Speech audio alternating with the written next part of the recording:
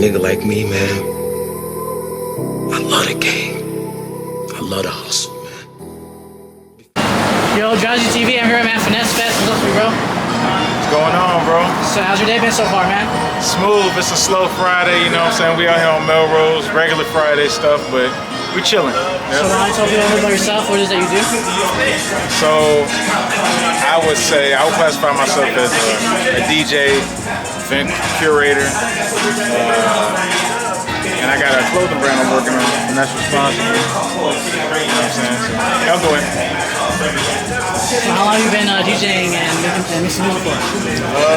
I've been DJing, was it 2025? I started with the idea of DJing in 2013, but I officially kickstarted in 2014, so, you know what I'm saying, 11 years going on 12. What made you want to take it serious? I don't know, I went to an event down in Atlanta. I went to Follies, strip club. Let this truck go by.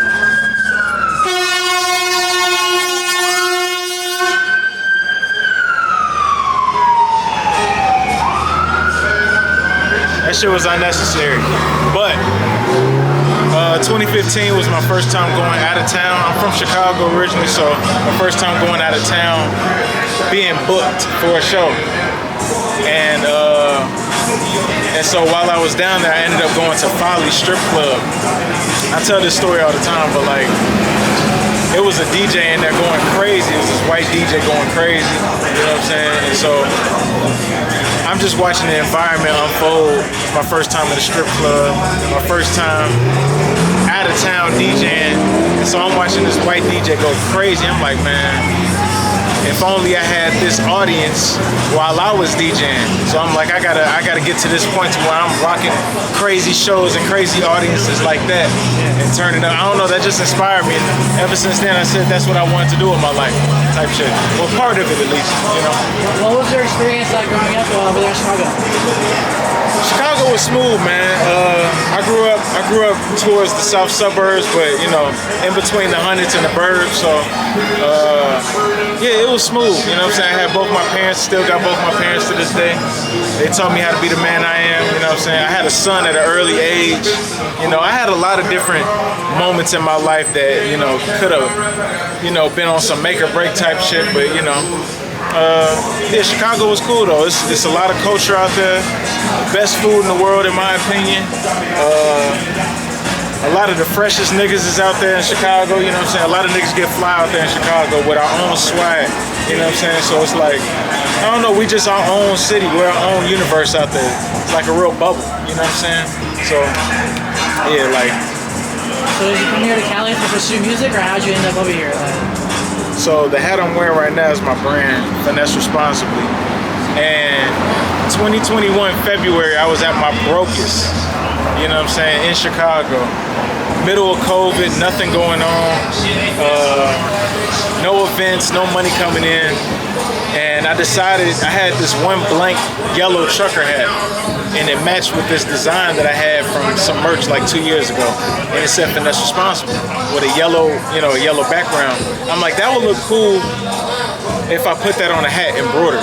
I did it, and on my way home from the mall, I took a picture of the hat, and I waited till I got home, but I noticed that by the time I got home, I had like 100 different people inquiring about that hat, like if I was gonna be selling it. And I'm like, damn, I didn't expect that. So I basically went and got, instead of making yellow hats, I went and got black hats made and made the yellow an exclusive. And that money that I made in the next 4 months, from February to June, basically, I made the money to be able to move out to LA. So I made about, I wanna say about $7,000, because I did a big pop-up before I left in June, like June 25th. And yeah, I made the money to come out here. So DJing was the goal, and then developing the brand Finesse Responsibly. You know what was it that really made like LA or California stick out to you? Like, is it kind of harder to come up in Chicago or to network over there? Or I feel like Chicago at the time, due to COVID and some other reasons, Chicago was a tough city to like expand in, because I feel like sometimes music-wise, Chicago gets stuck in a pocket where they don't leave that pocket no matter how many years have passed. But I feel like the creative scene now has developed more to where, like, you know, I feel like I could do my thing now like I really want to, playing whatever I want to music-wise, different genres and stuff. But before, it was just slow due to COVID and just people's mindset with music. Like, they just wanted to hear that drill shit all day, and I wasn't trying to just do that. And I felt like LA was a place where I could come and build a real community and utilize resources and just expand all the way to like whatever I want to be creative. You know what I'm saying? So, what would you say are some major differences from like Chicago music, California music, and like the style of vibe? Major differences between Chicago and LA music. For one, the BPM, if you're a DJ or you know music, you know the BPM is how fast the song is going. So LA BPM is like, it's slower, but Chicago is like faster pace. You know, we got house music, we got footworking music, all that, but LA is a little bit more groovy, slower. And then I feel like, honestly, drill music and LA street music, it's not too far off. It's just a different sound, but like everybody talking about killing each other nowadays, so what's the difference, right? So what would you say is your overall goal with your clothing brand and your DJing? Like, what do you hope to accomplish in life? So my brand Finesse Responsibly slogan is "You can do it too." You know what I'm saying? So Finesse Responsibly means to do something with ease or make something look easy, but at the same time doing it correctly to a T. Crossing your T's, dotting your I's, you know what I'm saying? So when it comes to that, you know, it's like, it's basically just doing the best you can. And the slogan is "You can do it too," because we want everybody to know that doing your best is something that everybody has the capabilities to do with whatever, you know, craft or task it is that you have to do. People, when they get up in the morning, not when they get up in the morning, let me use a different analogy. A basketball player, when they hooping, they gotta finesse responsibly. It's about, you know what I'm saying? It's about being able to, you know, be agile and quick and cunning, you know what I'm saying, clever, and still having that accuracy with the ball. You know what I'm saying? Like, that speaks to almost everything humans can do in the world. You know what I'm saying? Doing your best at it. So that's what Finesse Responsibly is about. It also gets into the street shit, the scamming shit, the dark web, you know what I'm saying? All that extra shit that comes with the world. But it's mostly about whatever your craft is, finesse responsibly, do it right, make it look easy, get away with it, you know? So when did the whole concept of finesse pop into your head? Like, was this kind of like I guess like a street name for you, Finesse Fest, or kind of like a brand? Like, how did you come up with that in your head? So originally the name, it's funny, the name, I didn't give myself the name because I was out here doing crazy shit. But back in the day, when I was younger, I used to steal, I'm gonna admit it, I used to steal a lot of shit from the mall, Nike Town, the Levi's store, all type of shit. And I worked for both of those companies at the time. But this is years later, so I guess I can talk about it now. But I used to steal a lot. You know what I'm saying? A lot of the clothes and shoes that I had, I kind of got over with. But when I started DJing, my first DJ name was Professor Finesse. You know what I'm saying? And I got that from one of my favorite Migos songs from back in 2013 on their first album. And so after I did Professor Finesse for like a year, then it went to Finesse the DJ, and then I was like, nah, Finesse the DJ just puts too much of a stamp on DJ. I want to be able to do anything creatively. So I'm like, Finesse Fest. And that was always my like DJ drop, it's a Finesse Fest. And then I'm like, I am Finesse Fest. You know what I'm saying? Like, wherever I go, all my people that support me, they allow me to make my world a festival. Because a festival is more than one person. It's a group of people, a lot of people. And they're all here in one place. So I thought like everybody that I fuck with, even you're Finesse Fest, you know what I'm saying? Like, cause you support me, you know what I'm saying? So it's like, it all feeds the bubble, the community. So who would you say inspires you like musically? Musically? Yeah, like who inspires you, like DJ or any artist that you like to mix in your playlist? Man, I ain't gonna lie, I got so many DJ homies that have inspired me. From Chicago, even Boiler Room DJs, Jazzy Jeff, you know what I'm saying? That's me and him got the same birthday and shit, so like that's one of my favorite DJs. Then you got A-Track from Fool's Gold Records, legend.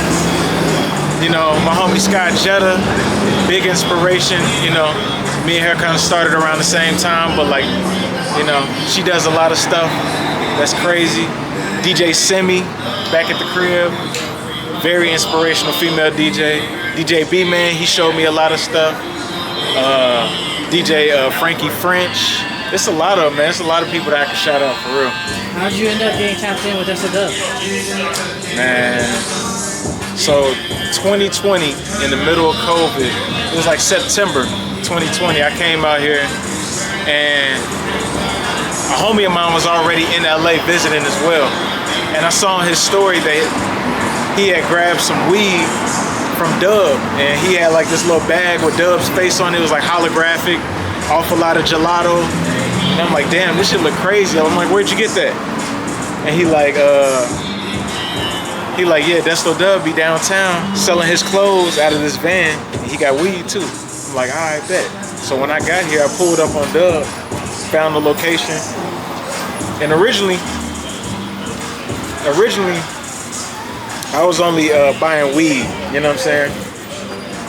I had never heard of a $120, $150 t-shirt ever in my life.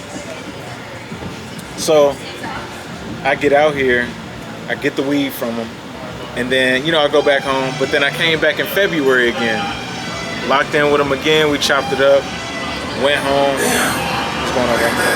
And then by the time July came, I had already decided I was gonna come to LA and this is what I was gonna do. And the minute I got out here, probably 2 weeks later, thought I lost my ring. But yeah, like 2 weeks into July, I'm out here July 14th, that's the day I moved. I went to the store Dub had just opened over here on Melrose, which was right here. Next door to us. That was one of the original stores. I pulled up and they just happened to just put on their story that they were looking for people to expand the team for cough syrup. And I had hella retail experience, so I'm like, all right, bet, let me see what's to it. Got the interview and I killed it, and I've been here ever since, 4 years later. You know what I'm saying? So did Desto Dub personally interview? He didn't, but me and Dub, you know, we already knew each other from just bumping into each other, me supporting, all that.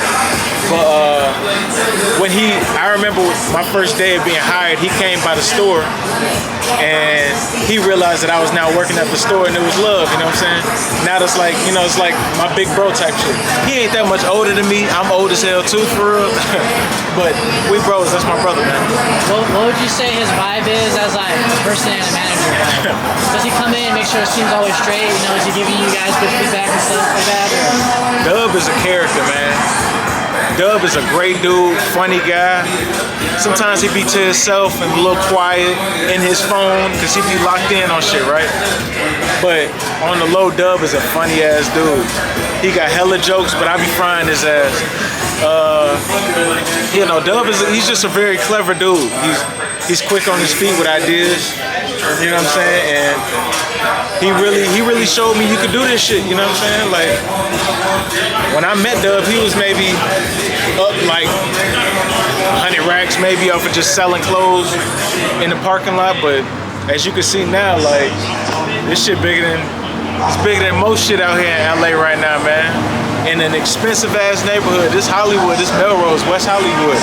You know what I'm saying? So me being here and seeing him do that like really showed me that I could do anything I want to do too, with the grace of God, you know what I'm saying? So since we're on the subject of music, what would you say are some major differences between Chicago style and the LA style? Well, like I said before, speed, the BPM, the speed of the music. I said clothes, bro, like clothing style. Oh, clothes. I'm sorry. Clothing style. I ain't gonna lie, Chicago kind of still on the skinny jean wave. You know what I'm saying? It's a lot of people that be into the baggy shit now. But like the traditional Chicago nigga is still on the Miris and skinny jeans and shit like that. But in LA, everybody, you know what I'm saying? Everybody on the baggy shit, flare, you know what I'm saying? But you know, I feel like LA be a little bit quicker. New York and LA, they be quicker on shit, so. But Chicago, I look at Chicago like a mini New York, you know what I'm saying? And even though we may not catch on to certain things until later, we still got our own way of putting our twist on shit, so. How can people reach out to you for hats and other clothes like that? So the brand page is Finesse Responsibly. Everything's spelled correctly. No underscores, no periods, and all that shit. Just Finesse Responsibly. Hit me on there, or you can hit me Finesse_Fest. All social media. You know what I'm saying? I did my first drop for Finesse Responsibly in June, but you know, as time progresses, I'm learning a lot. I got a lot coming up. I got a lot I'm working on, so you're gonna see a lot more shit coming up in the next few months. You know what I'm saying? Stay tuned with me though. Fuck with me. Finesse Responsibly. Do you have any upcoming events you're gonna be DJing at? I ain't gonna lie, LA is real dry right now, but I took a little break from being outside. Energy out here be kind of funny sometimes. You gotta cleanse yourself, get that shit off you. So I kind of took a little break from events, being outside other than like cough syrup shit. But I'm finna get back outside, so nothing as of right now, but you gonna hear it for you see it, you know what I'm saying? Is there any advice you can give to a newcomer, someone wants to get into DJing or just the general LA scene? I ain't gonna lie, the best advice I could give anybody on anything is talk to God. No cap, that's it, talk to God. That's the only person you need to get advice from. That's the only person that can help you expand. You know what I'm saying? Lock in with the Most High, for real. That's the best thing you can do, ever. Alright, bro, appreciate you and your time. Any shout outs, anything else you want to say to people?